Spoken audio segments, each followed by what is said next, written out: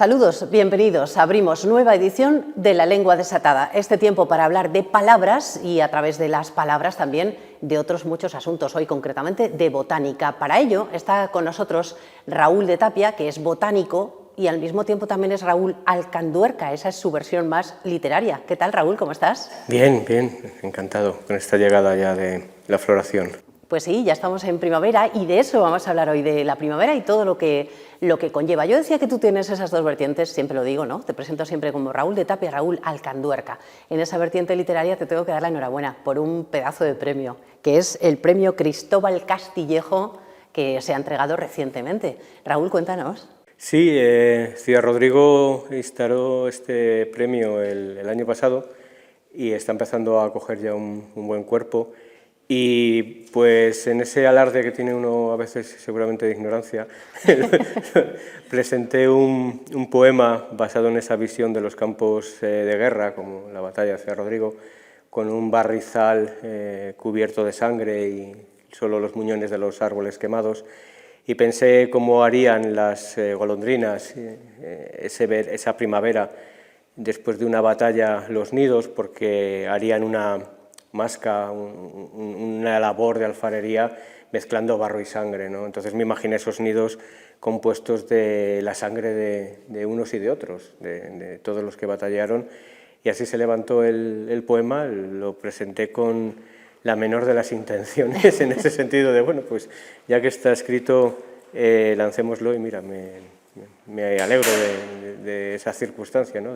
Pues de te que a alguien le felicitamos, guste. claro, desde aquí, que te hayas lanzado a presentar esos poemas relacionados con un asunto que, bueno, tú hablas de Ciudad Rodrigo, pero efectivamente ahora están tan tristemente de actualidad. Pese a todo, pese a lo que pasa en el mundo, pese a las circunstancias atmosféricas y meteorológicas que hemos tenido recientemente, aunque no llueve lo que debería llover, aunque hemos tenido calima y un poco de todo, bueno, pese a todo, Raúl, llega la primavera, ¿no? Sí, sí, es la bondad, ¿no?, de alegrarnos con toda esa paleta de colores, que curiosamente toda la floración está llena de mensajes, pero ninguno es para nosotros. Todos esos mensajes, todos esos cantos son para todos los testigos de la flora y la fauna que los están recibiendo, y nosotros nos metemos en esa conversación, ¿no? Bueno, nos seducen un poco también, ¿no? Del todo, evidentemente que nos aunque seducen. Esos cantos pretendan seducir a otros y a otras, claro, ¿no? Claro, y los colores buscan los insectos, ¿no? Pero bueno, esa lírica también es bonita, ¿no?, de sentirnos destinatarios de un mensaje, de una carta que no es nuestra. Así es. Bueno, pues vamos a hablar hoy de primavera, de las palabras que tienen que ver con la primavera, y ojo a los espectadores, ojo y oído, porque hoy vamos a escuchar también en este programa, ¿no?, cómo suena la primavera con esos ensayos. Tú dices que muchas veces ensayan los pájaros para luego estar ahora ya a tope, ¿no?, con esa seducción a través del canto. Sí, sí, nos lo cuenta mucho el mejor sonorizador que hay en España y de los mejores que hay en el mundo, que es Carlos de Ita, que lleva 30 años escuchando y grabando, ¿no? Y él ha sido testigo de los ensayos de los mirlos. Tener un mirlo de vecino y ver que cada día va calibrando y afinando más el canto hasta que encuentra su melodía y la mantiene como un intérprete de jazz. Y en el confinamiento, que todos tuvimos mucho tiempo para escuchar lo que venía por las ventanas, yo escuché en las noches a los mirlos completamente entusiasmados, ¿no?, de poder ensayar sin molestias. Así es.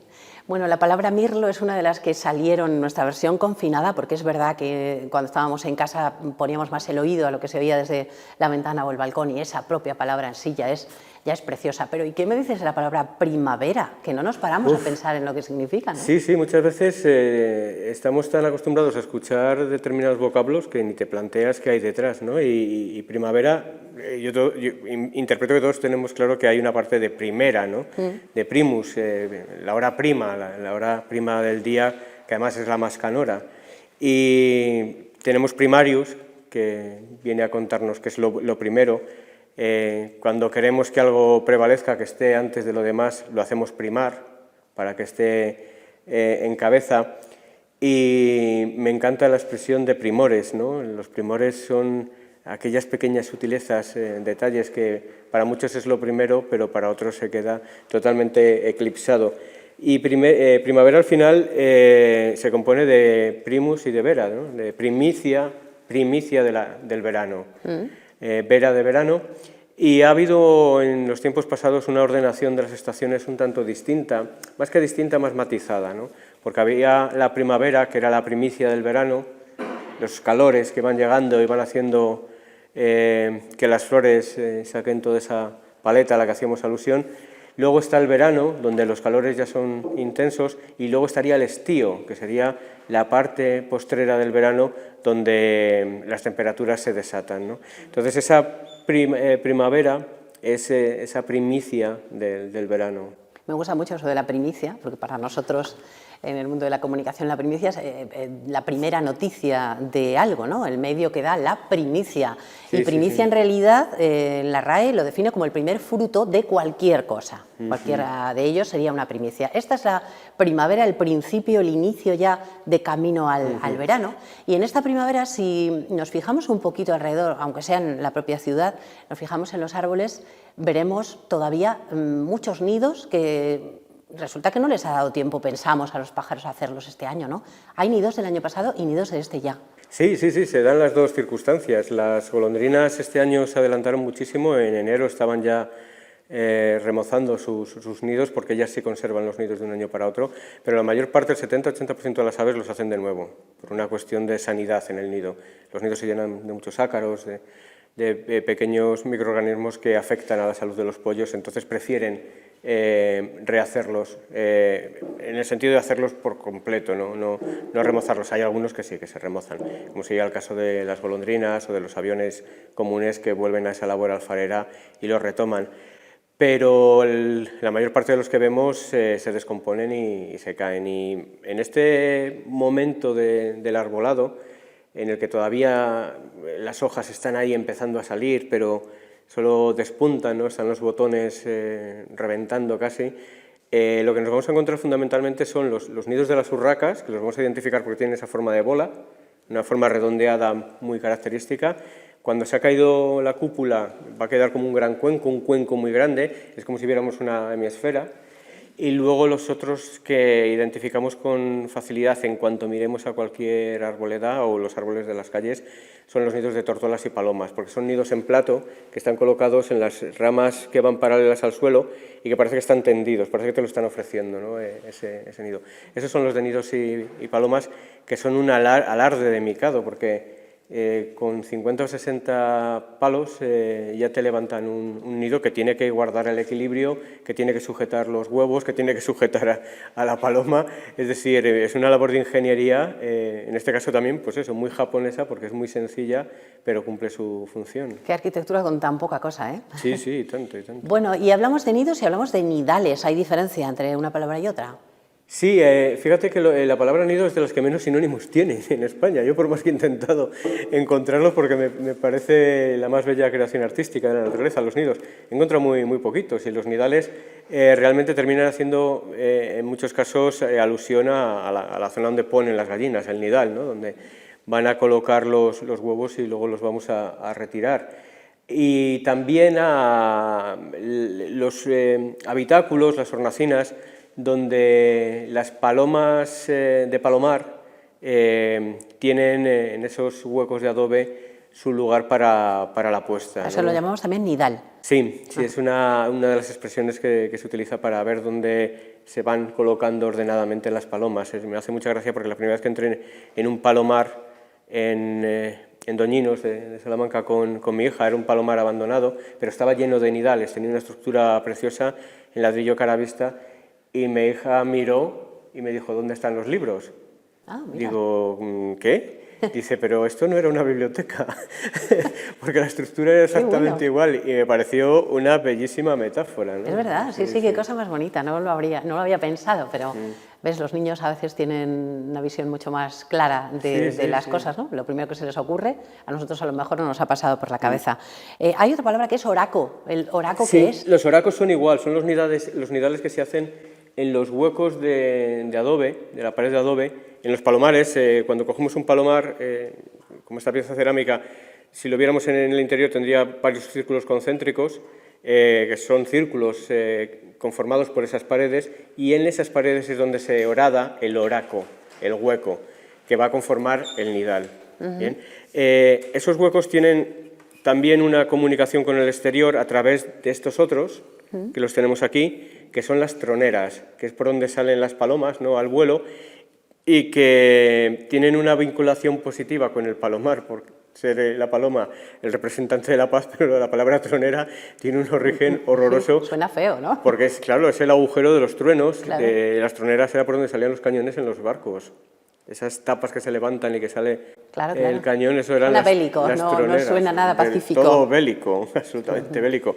Y me gusta hacer una apología de los palomares. Tenemos en Salamanca una diversidad altísima de palomares redondos, de planta cuadrada, con un agua, con dos aguas, y creo que no se les ha mirado con todo el cariño que se debe para que se sigan conservando. Creo que son una escultura salida de la tierra y, por desgracia, están volviendo a la tierra porque se van descomponiendo poco a poco y no se han apuntalado en lo necesario. Creo que hay que hacer desde los propietarios privados, desde las entidades públicas, un alarde, ¿no?, de cariño, porque esto fueron las proteínas de la carestía. De los pichones alimentó mucha gente. Pues aquí queda también esa reivindicación de ese patrimonio un poco abandonado. Tenemos una duda con la palabra paloma, con la palabra columbario, con la palabra columba, porque todo tiene que ver, y sin embargo columbario, estamos pensando en el cementerio. Antes hablabas de una biblioteca, de una librería, también vemos un columbario y eso también tiene que ver con esto que yo estoy diciendo, Sí, ¿no?, con la muerte. Explícanos un poco. Los romanos colocaban las cenizas de sus muertos en unas estructuras que eran muy parecidas a los palomares y en unos nidales, en unos nichos que eran semejantes a los nidales. De hecho, hay intérpretes que no tienen muy claro si los romanos no dejarían depositadas las cenizas en auténticos palomares. Entonces, de ahí viene el término columbario, por esa semejanza constructiva, por esa analogía. Y columba, realmente el término columba es el nombre científico de parte de las palomas, columba livia y otras. Tiene un origen, el término, un origen prusiano, vinculado a olimba, que es una manera de definir un azul claro, y si nos fijamos en las palomas más rurales o más urbanas, vemos que tienen esos matices azulados, ¿no?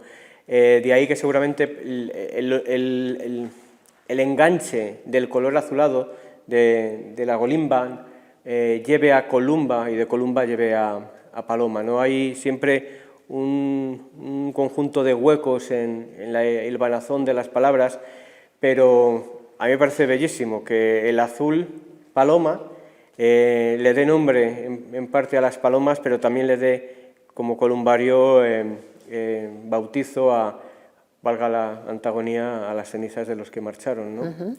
Bueno, todo al fin y al cabo resulta muy poético, aunque triste en esta última parte que acabas de mencionar. Decías antes, nos hablabas de los nidos más visibles, que nos podemos encontrar los de las tórtolas, los de las palomas, por supuesto los de las cigüeñas. Esos son nidos espectaculares, muy pesados, que a veces dañan las estructuras de los edificios. Sí, ¿no? Un nido que pueda tener, que supere el metro de altura, metro 20, puede pesar 400-500 kilos sin ningún problema y debilitan las naves de las iglesias y las espadañas, ¿no? Hace poco retiraron el nido de la espadaña de Aldea Tejada y ya estaban al día siguiente las cigüeñas encarecidamente volviendo a retomar, ¿no?, esa estructura. Hablando con un ingeniero de Iberdrola hace unos años, me contaba que cuando él empezó a trabajar, los nidos de las palomas, como le tocaba ver los tendidos eléctricos y tal, que entonces eran muy sencillos, estoy hablando hace bastantes años, ¿no? Decía que los nidos eran pequeños. No eran los nidos de las cigüeñas. De las cigüeñas, sí, perdón. Los nidos de las cigüeñas no eran tan grandes, no eran tan voluminosos, y era porque existía una competencia entre los paisanos y las cigüeñas por la leña. Es decir, cuando no existía ni el butano, lo único que calentaba las casas y servía para toda forma de energía eran las leñas. Entonces en el monte había muy poca leña, porque ya se encargaban los paisanos de recogerla, ¿no?, y las paisanas, ¿no?, para llevarla al hogar. El hogar de fogar de fuego, ¿no?, que es lo que genera hogar-hoguera, lo que genera nuestra casa. Y cuando empieza a entrar el butano, que se recuperan los montes, hay muchos montes que se llaman montes butaneros porque coincide que se empiezan a recuperar cuando entra el butano en las casas, porque ya no se necesita tirar del monte para las leñas, entran en una espiral supuestamente las cigüeñas que se ponen a recoger como un síndrome de Diógenes, ¿no? Empiezan a recoger todas las leñas que encuentran y terminan conformando esas estructuras, seguramente porque en el pasado no tenían esa disponibilidad hacia nidos más pequeños y en el presente es ese desate, ¿no? Tenían, como dicen algunos ahora, soluciones habitacionales más pequeñas y ahora ya tienen chalés casi de plantas, ¿no? Es tremendo. Han crecido un montón. Bueno, los nidos de las cigüeñas muy visibles, los palomas, tórtolas, urracas, que también nos decías. Quiero que hoy hablemos de algo muy interesante que desconocemos la inmensa mayoría de las personas. Cuando uno tiene un niño pequeño le dice cómo hacen los pájaros y los pájaros hacen pío y se acabó. Bueno, entre todas las aves hay una cantidad de vocabulario riquísimo con el sonido que hace cada ave, ¿verdad? Que se desconoce muchísimo, ¿no crees, Raúl? Sí, seguramente es el origen de las palabras, la imitación de los sonidos, que es lo que significa realmente onomatopeya, imitar, crear sonidos a partir de la semejanza. Interpreto que es la manera más ágil de originar palabras. Tengo un amigo humorista, Pepe Céspedes, que su niño no dice agua, dice brum bla, porque es el sonido que le escucha cuando está el grifo, le suena así, entonces nunca dice, claro, yo me partí de risa, digo, joder, ese es el origen, ¿no? de todo término, y no es extraño que los cantos de las aves, incluso los nombres de las aves, estén asociadas por completo al sonido que hacen. El propio nombre de la ave. Sí. ¿Cómo pondríamos nombre a los animales, ¿no? ¿Cómo surge? Se lo cuenta Irene Vallejo, ¿no? en su hermoso libro. Cuervo está lleno de Cs y de Rs, ¿no? El cuervo, ¿no? Esa manera de nombrarle es una derivación onomatopéyica del canto que hace, que realmente lo que hace es crasitar, que es llenar la boca de nuevo de Cs y de Rs. Crasitar, crocitar, croajar, si te das cuenta, CR, CR, CR, y cuando tú ves en un cómic un cuervo y le ponen el bocadillo, le ponen CR, CR, CR. Entonces el cuervo, corvas, ¿no?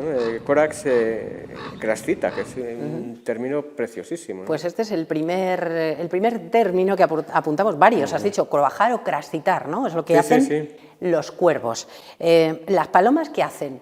Son pesadas. A ver, antes hablábamos de los mirlos, que son preciosos, pero las palomas son un poco pesaditas. ¿Cómo se llama el sonido de la paloma? Hasta el hartazgo. Pues las palomas arrullan, ese rur, ¿no? de las tórtolas.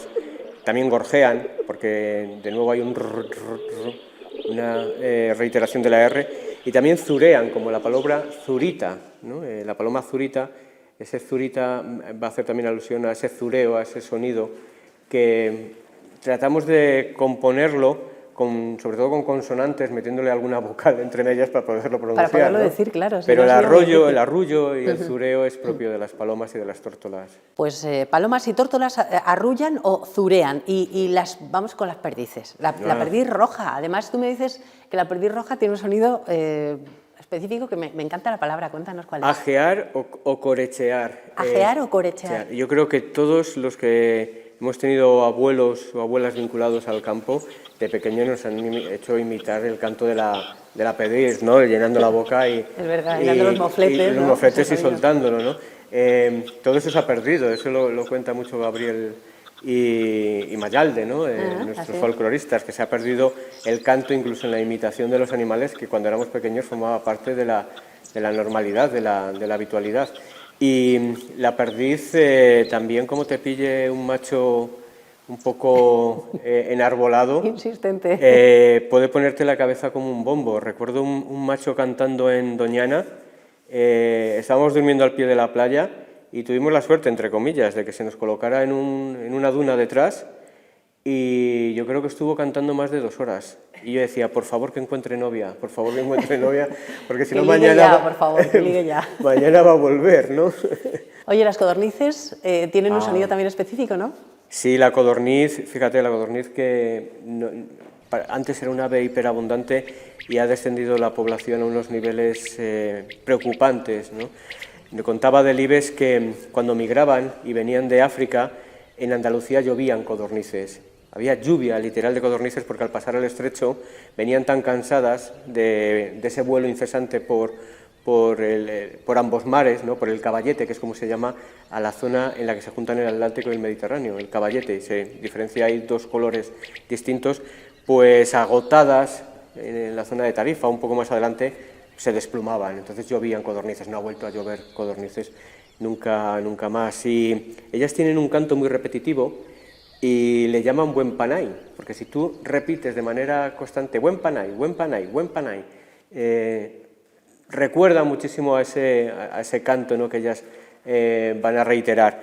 Y el buen panay es una representación de la abundancia de la cosecha. Cuando venía mucho cereal, pues anunciaba que iba a haber buen pan, buen panay. Buen y panay. como son las codornices las que andan entre los trigos, las cebadas y los centenos, pues su canto era el buen panay, aunque la onomatopeya es el pazpallear.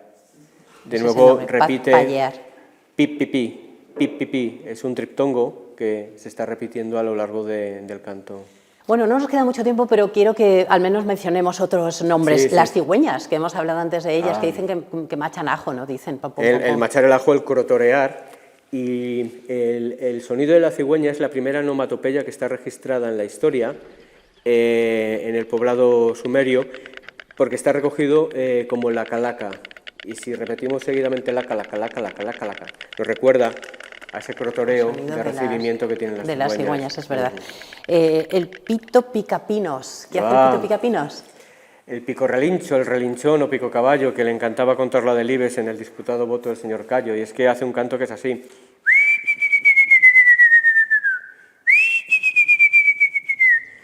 Tú lo escuchas en el campo y como no estés acostumbrado, crees que es un caballo relinchando en un tono muy agudo, por completo. Y lo llaman así, ¿no? Al pito real, pito relincho. El pito real, pito relincho. ¿Y el pito picapinos hace otra cosa, o no? ¿O el es lo tamborileo, mismo? El tamborileo. Ese sonido percusionista, ¿no? que en este momento lo estamos escuchando por dos cuestiones. Primero, porque marcan el territorio picoteando contra el árbol, picoteando para golpear y que se escuche el tamborileo, y luego porque ya están haciendo los nidos, que son esas rodaciones, ¿no? ¿Qué hacen las golondrinas, aparte de volver a sus nidos? Recordarnos que se está adelantando la primavera, porque vienen 30 días antes ya de manera comprobada que hace 10 años. Hace 10 años teníamos 30 millones de golondrinas más, hemos perdido 30 millones de trisares. Trisar. Ese sonido tan sutil, tan delicado que hacen las golondrinas. Y hay un ave que a mí me parece estupenda para cerrar este capítulo de sonidos, que es el vencejo.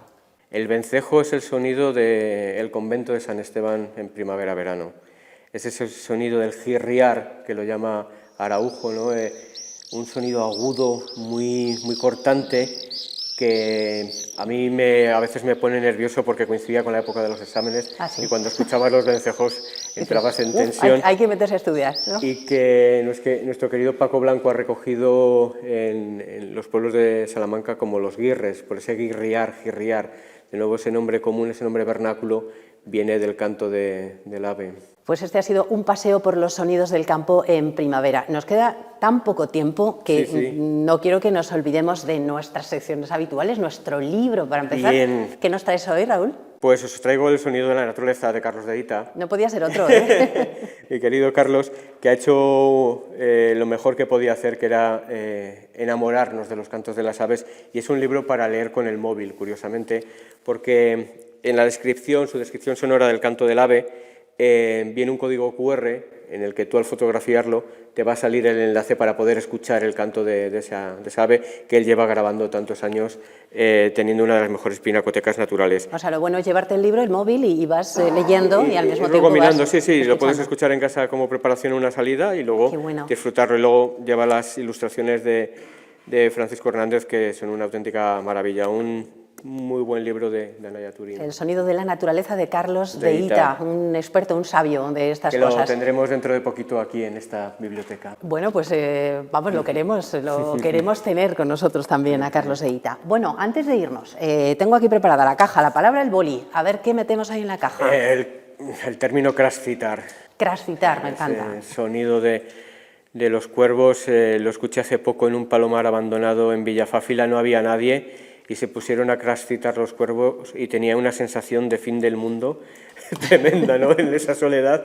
Y bueno, ellos simplemente estaban avisando de que había llegado un extraño con unos prismáticos a ver qué estaban haciendo, ¿no? Voy a apuntar aquí crascitar y debajo Sí, sí. pongo cuervos para que no se me Perfecto. olvide, pero si luego Sí, me sí. encuentro entre tantas palabras y no recuerdo muy bien a ¿De cuál dónde venía? de las aves que hemos mencionado correspondía ese sonido. Raúl, un placer tenerte aquí. Felicidades de nuevo por tu premio poético que hemos comentado al principio del programa y deseamos que sigas escribiendo mucho y que sigas viniendo mucho para que nos descubras cómo es la naturaleza, cómo suena, como en el caso de hoy, y cómo se presenta la primavera. Gracias, Raúl. Pues nada, encantado para invitar a la gente a escuchar esos cantos. Nosotros nos vamos la próxima semana. Más Lengua Desatada. Adiós.